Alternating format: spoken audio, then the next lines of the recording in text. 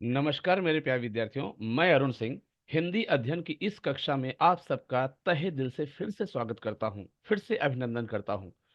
बच्चों, आज मैं आप सबके सामने जो विषय लेकर के प्रस्तुत हुआ हूं, उस विषय का नाम है वृत्तांत लेखन। राइटिंग स्किल का ये बहुत ही इम्पोर्टेंट टॉपिक है वृत्तांत लेखन, जो कि हमें ये बोर्ड की परीक्षा में 5 अंक के लिए पूछा जाता है।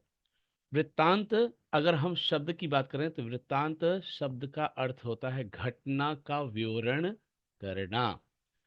अब यहाँ पे इसका परिभाषा दिया हुआ है।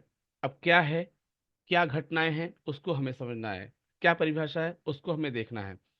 किसी समारोह, घटना या कार्यक्रम की जानकारी देने के लिए किया गया वर्णन वृत्तांत कहलाता है। यहाँ पर ये दिया गया है परिभाषा, कोई भी समारोह हो, कोई भी घटना हो, कोई भी कार्यक्रम है, अगर उसकी जानकारी हम वर्णनात्मक तरीके से देते हैं तो वही वृत्तांत कहलाता है। वृत्तांत लेखन किसी उपलक्ष्य संपन्न कार्यक्रम, समारोह का जो विवरण है, वो विवरण पत्र पत्रिका यानी मैगजीन, समाचार पत्रों यानी न्यूज़पेपर आदि में प्रकाशित करने के लिए, आदि में छापने के लिए यह वृत्तांत लिखा जाता है।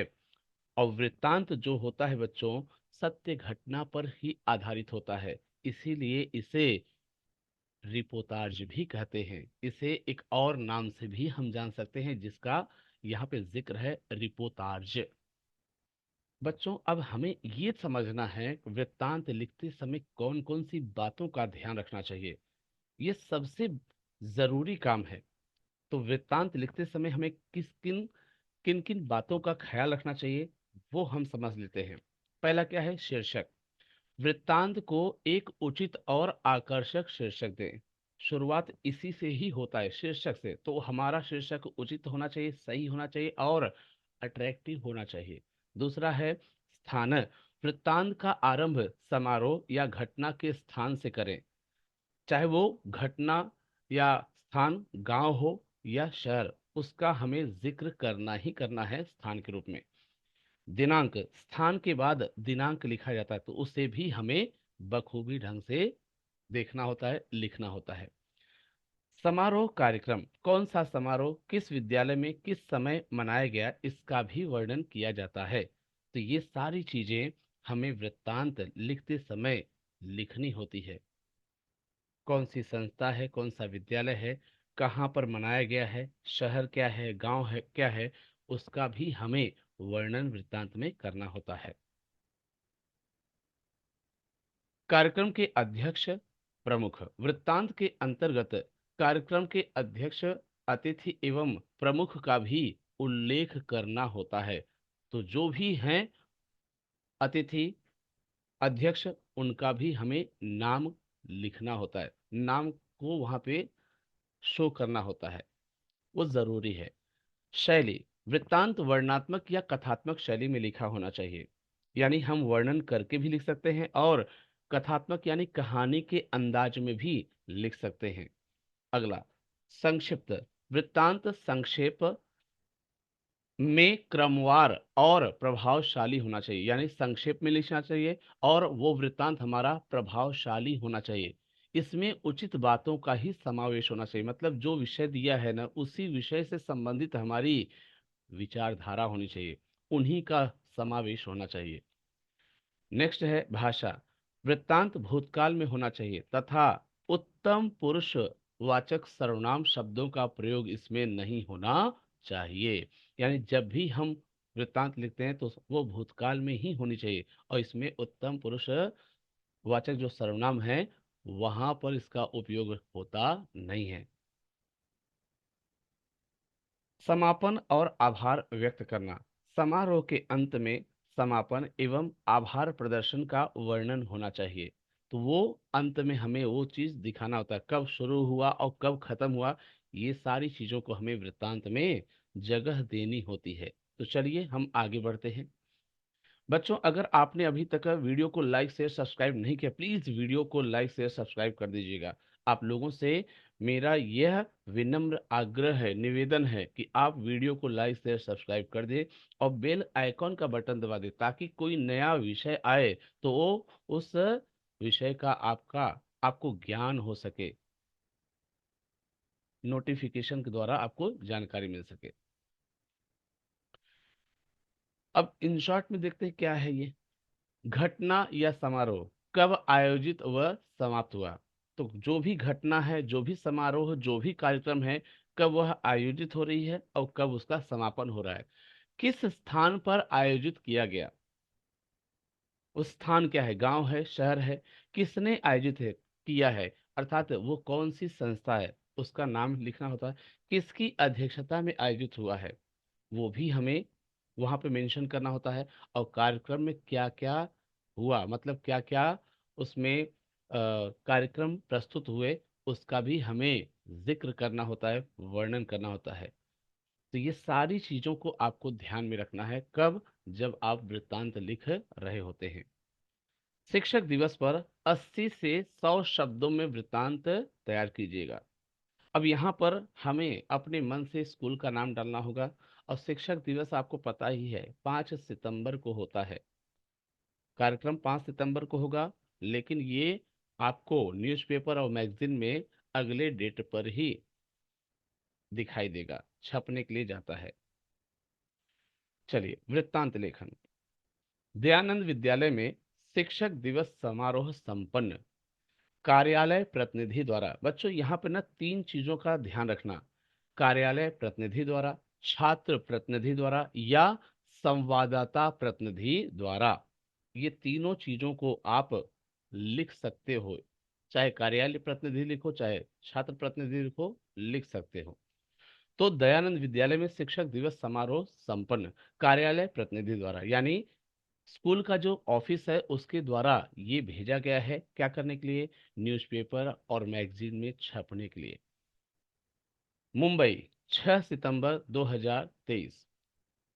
अब यहाँ देखिए, इसकी शुरुआत कैसी करनी है, ध्यान दीजिएगा। इस दिन अर्थात 5 सितंबर 2023 को दयानंद बालक विद्यालय मलाड में शिक्षक दिवस का आयोजन किया गया था। समारोह की अध्यक्षता विद्यालय के प्राचार्य राम नरेश पांडे ने की।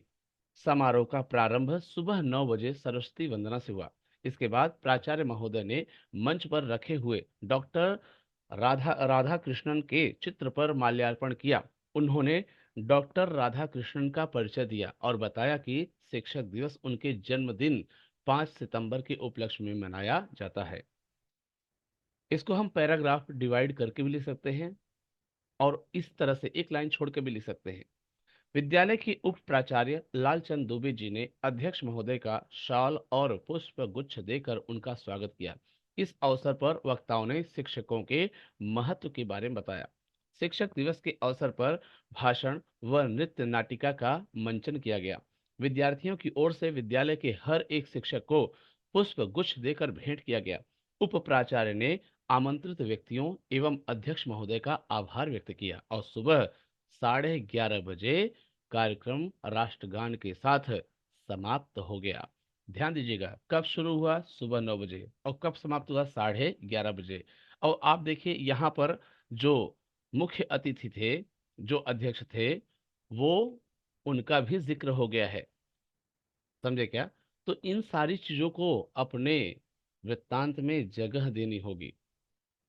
ये आपका रहा पहला वृत्तांत। दूसरा वृत्तांत क्या है, देखिए, हिंदी दिवस के उपलक्ष्य में 80 से 100 शब्दों में वृत्तांत लिखिए।